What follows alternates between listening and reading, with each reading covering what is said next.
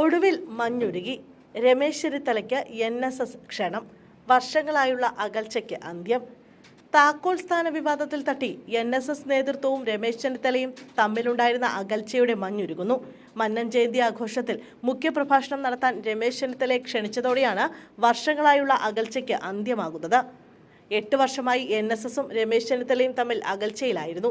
2013 ഉമ്മൻചാണ്ടി മന്ത്രിസഭയിൽ ചെന്നിത്തലയെ താക്കോൽ സ്ഥാനത്ത് കൊണ്ടുവരണമെന്നും അല്ലെങ്കിൽ ഭൂരിപക്ഷ ജനവിഭാഗം സർക്കാരിനെ തുടരാൻ അനുവദിക്കില്ലെന്നും NSS general secretary G. Sukumaran Nair പറഞ്ഞിരുന്നു.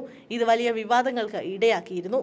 സുകുമാരൻ നായരെ തള്ളി അന്നത്തെ മുഖ്യമന്ത്രി ഉമ്മൻചാണ്ടി രംഗത്ത് വന്നിരുന്നു. പിന്നാലെ തന്റെ മതേതര മുഖത്തെ ചോദ്യം ചെയ്ത പരാമർശം എന്ന് പറഞ്ഞ് രമേശ് ചെന്നിത്തലയും സുകുമാരൻ നായരെ തള്ളിക്കളഞ്ഞു.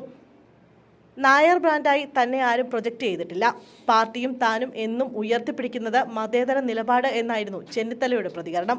ഇതോടെയാണ് NSSും രമേശ് ചെന്നിത്തലയും തമ്മിൽ അകന്നത്. ഇതിനുശേഷം കുറേ നാളുകളായി NSS പരിപാടികളിലേക്ക് രമേശ് ചെന്നിത്തലയെ ക്ഷണിച്ചിരുന്നില്ല. എന്നാൽ ഇത്തവണത്തെ മന്നം ജയന്തി ആഘോഷത്തിൽ മുഖ്യപ്രഭാഷകനായി രമേശ് ചെന്നിത്തലയെ ക്ഷണിച്ചിരിക്കുകയാണ് ഇപ്പോൾ NSS. ഇതോടെ കഴിഞ്ഞ 11 വർഷമായി നിലനിന്നിരുന്ന അകൽച്ചയാണ് മായുന്നത്. ജനുവരി 1, 2 തീയതികളിലായി നടക്കുന്ന മന്നൻ ജയന്തി ആഘോഷത്തിൽ മുഖ്യപ്രഭാഷകനായി അദ്ദേഹം എത്തുന്നതോടെ NSSുമായുള്ള പഴയ സ്നേഹബന്ധത്തിലേക്ക് കടക്കുമെന്നുള്ള കാര്യം തീർച്ചയാണ്. മാത്രവുമല്ല, വരും ദിവസങ്ങളിൽ വലിയ രാഷ്ട്രീയ ചർച്ച ഈ വിഷയത്തിൽ ഉണ്ടാകുമെന്നുള്ള കാര്യവും ഉറപ്പാണ്.